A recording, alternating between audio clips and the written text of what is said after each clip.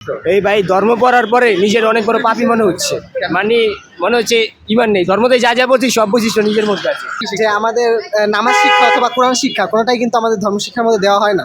ওইখানে শুধু ইমান কুফর যে মৌলিক কয়েকটা বিষয় এটা সম্পর্কেই দেওয়া হয়, তাছাড়া কোনো কিছু দেওয়া হচ্ছে না। কোয়েশ্চেন দিতে দেরি করেছে তাই দেরি হয়েছে। 2 বছর ধর্ম তো আসলে শিখার কিছু নাই, ধর্ম হচ্ছে পারিবারিকভাবে যা শেখা হয় ওইটাই। আর এভাবে ভালোই হয়েছে পরীক্ষা। কোয়েশ্চেন ইজি, এমসিকিউটা একটু কনফিউজিং করেছে, মানে অপশনগুলা একটু কনফিউজিং হয়েছে, কিন্তু সিকিউ ভালো হয়েছে।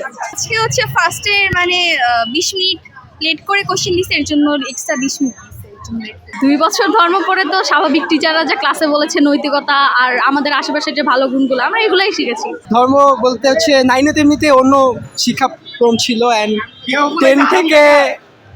10 থেকে তো আমাদের নতুন বই, সো সিলেবাসে সংক্ষিপ্ত ছিল, সেই হিসাবে কোশ্চেন মোটামুটি ভালো লাগে না।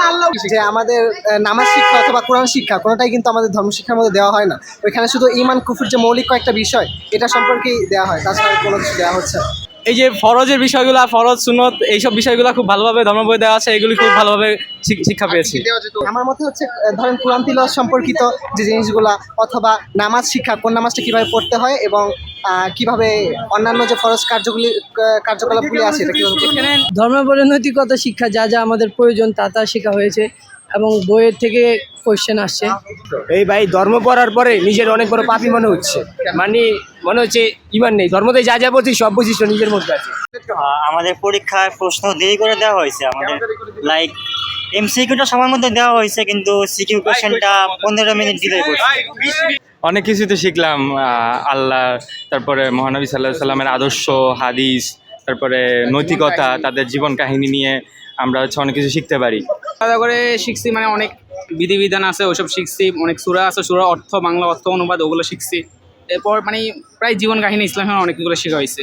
ধর্মের যে কয়টা নৈতিক দায়িত্ব আছে বা ধর্ম সম্পর্কে যা যা আছে প্রতিটা জিনিসই শিখছি।